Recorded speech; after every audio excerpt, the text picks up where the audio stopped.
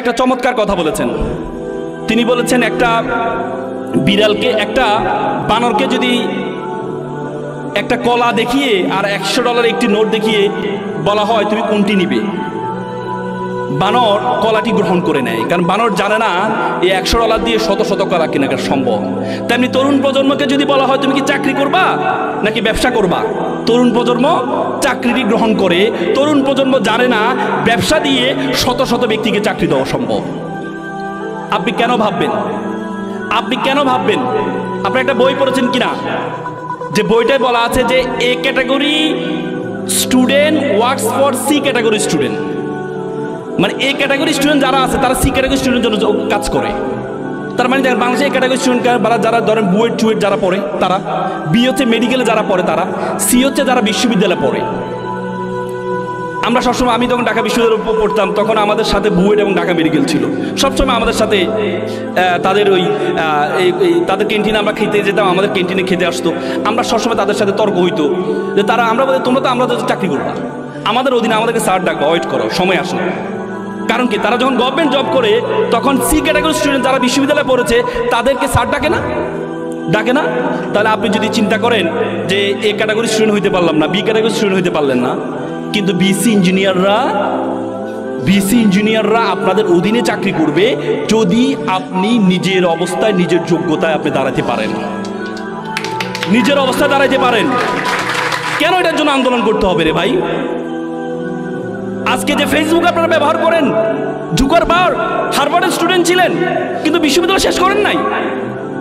Second ইয়ারে গিয়ে উনি চিন্তা করলেন আমি চাকরি করব না, তিনি তার বন্ধুকে নিয়ে ফেসবুক তৈরি করলেন শুধু ইউনিভার্সিটির জন্য। পৃথিবীতে এখন 4th রিচেস্ট পারসন, পৃথিবীর 4র্থ ধনী ব্যক্তি হচ্ছে জুকারবার্গ, কিন্তু উনি সেকেন্ড ইয়ারের থেকে ড্রপ আউট হয়েছেন, বিশ্ববিদ্যালয় কন্টিনিউ করেন নাই। পরে 2017 সালে গিয়ে তাকে সম্মানসূচক ডিগ্রি দেওয়া হয়। কিসের জন্য? আপনার সার্টিফিকেটের জন্য দৌড়ান।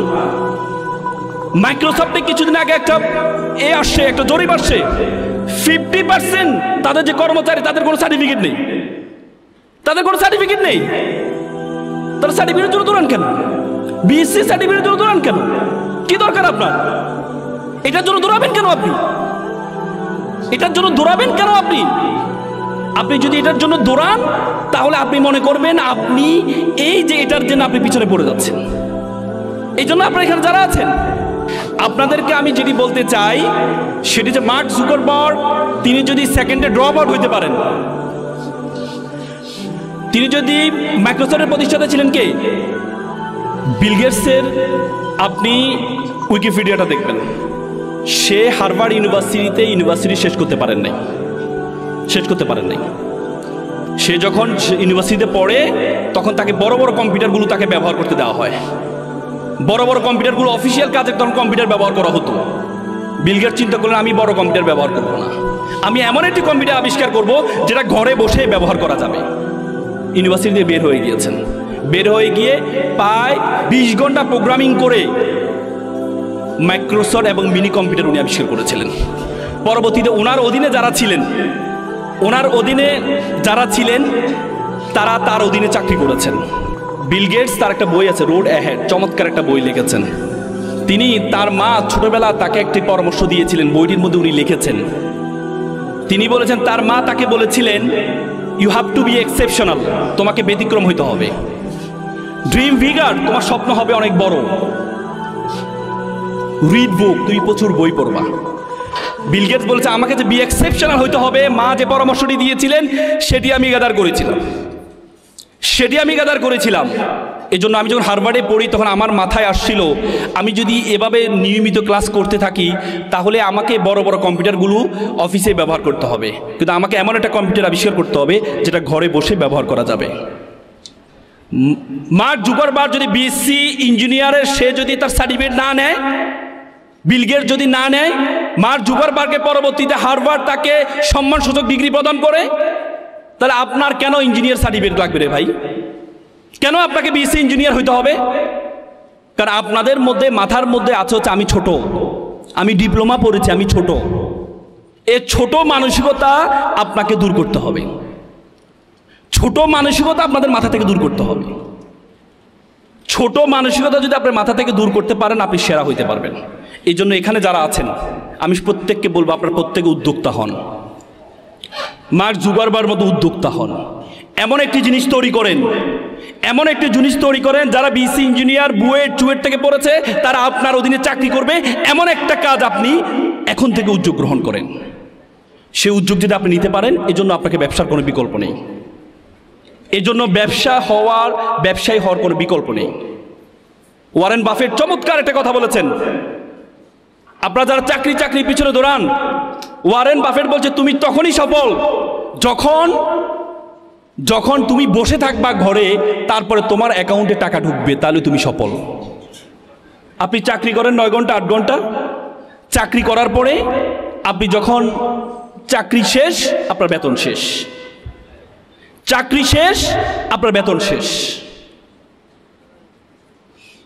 তার মানে আপনার সফল তখনই হবেন আপনি ঘরে বসে থাকবেন। দেখেন, আমাদের একটা মানুষ, ধরেন আপনি 30,000 টাকা বেতনে চাকরি করেন, 30,000 টাকা, 10 ঘন্টা কাজ করেন প্রতিদিন। যদি 10 ঘন্টা কাজ করেন, তাহলে প্রতি ঘন্টার বেতন কত দাঁড়ায় বলেন তো? 100 টাকা। যদি 60,000 টাকা বেতন, তাহলে প্রতি ঘন্টার 200 টাকা, 200 টাকা। তার মানে আপনি 60,000 টাকা বেতন হলে আপনার প্রতি ঘন্টার হয় মাত্র 200 টাকা আপনার স্যালারি। আপনার হাতে কয় ঘন্টা আছে? 24 ঘন্টা। 24 ঘন্টাতে বেশি আছে। আপনার যেমন 24 ঘন্টা, ওয়ারেন বাফেটের 24 ঘন্টা, স্টিভ জবসের 24 ঘন্টা, মার্ক জুকারবার্গের 24 ঘন্টা। এই জন্য আপনাকে অন্যের 24 ঘন্টা আপনার অধীনে নিয়ে আসতে হবে। সেটা কেমন? অন্যের 24 ঘন্টা আপনার অধীনে আপনাকে নিয়ে আসতে হবে। তার মানে কি? আপনার অধীনে 10 জন কাজ করবে, এই 10 জনের 24 ঘন্টা, 10 জনের 10 ঘন্টা করে করে আপনার অধীনে নিয়ে আসতে হবে, তাহলে আপনি সেরা হইতে পারবেন। আর আপনি যদি বলেন আপনার যে ঘন্টা আছে সেটাই করে আপনি বড় হবেন, আপনি বড় হইতে পারবেন না, আপনি বড় হইতে পারবেন না। এই জন্য অন্যের ঘন্টাকে আপনার ঘন্টার সাথে যদি যুক্ত করতে পারেন, তাহলে আপনি সফল হবেন। You must mind it, this is the beginning, this is the very very beginning of your journey. আপনাদের জীবন মাত্র শুরু হয়েছে। You have to compete not only in Dhaka city. You have to compete all over the country. You have to compete all over the world. You have to truly think you are global citizen. আপনাকে চিন্তা করতে হবে আপনি একটা বিশ্ব নাগরিক। পৃথিবীটা একটা বিশ্ব গ্রামে পরিণত হয়েছে। এই বিশ্ব গ্রামের মধ্যে আপনি যদি মনে করেন এই ঢাকা শহরে আপনি কম্পিটিশন করবেন, তাহলে আপনি ভুল করবেন। আপনাকে you have to think beyond Bangladeshi border. আপনাকে পৃথিবীর বাইরে চিন্তা করতে হবে। সে চিন্তা করার আগে প্রথমে নিজের সম্বন্ধে আপনাকে জানতে হবে। কবি ফরিদউদ্দিন উপমহাদেশের সেরা কবি বলেছেন, উনসু মাতলু বেজা হাত দরগাহা হার তুরি গো বাজে গো খুদ নেশা। পৃথিবী যাকে খুঁজে বেড়াচ্ছে তুমি সেই ব্যক্তি, তুমি তোমাকে খুঁজে বের করো। আপনি যদি আপনাকে খুঁজে বের করতে না পারেন, তাহলে আপনি কখনো বড় হতে পারবেন না। আপনারা শুধু নিজের মধ্যে দ্বন্দ্ব করেন, ডিপ্লোমা ইঞ্জিনিয়ার নাকি বিএসসি ইঞ্জিনিয়ার, এটা নিয়ে আপনারা ঝামেলা করেন, চাকরি নিয়ে ঝামেলা করেন। আপনারা বলেন যে কে ইঞ্জিনিয়ার হবে, কার নাম ইঞ্জিনিয়ার হবে, কার নাম ইঞ্জিনিয়ার হবে না, এটা নিয়ে আপনারা কথা বলেন। কিন্তু আপনি যে জায়গায় আছেন সেই জায়গা থেকে আপনি অনেক ভালো জায়গা যেতে পারেন। সেটার জন্য আপনার মন মানসিকতায় থাকতে হবে। দেখেন, সিংহকে বনের রাজা বলা হয় কেন জানেন? সিংহ কি জিরাফের মতো দেখতে বড়, হাতির মতো দেখতে অনেক মোটা, হ্যাঁ, বাঘের মতো অনেক শক্তিশালী, তারপরেও সিংহকে বনের রাজা বলা হয় কেন জানেন? ভাবসাবের কারণে। তার ভাবসাব, সে মনে করে আমি রাজা, সে নিজেকে রাজা মনে করে, এই জন্য তাকে রাজা মনে করা হয়। আপনি যদি নিজেকে রাজা না ভাবেন, আপনি যদি নিজেকে ছোট কর্মচারী ভাবেন, আপনি যদি মনে করেন আমি বিএসসি ইঞ্জিনিয়ার হতে পারি নাই, আপনি যদি মনে করেন আমি একটা ভালো ইউনিভার্সিটিতে পড়তে পারি নাই, তো সুতরাং আমি তো ছোট, আমার কাজ করতে হবে, ছোট চাকরি করতে হবে, তাহলে আপনি ভুল করবেন। এই জন্য আপনার সম্বন্ধে আপনাকে জানতে হবে, আপনার সম্বন্ধে আপনাকে জানতে হবে।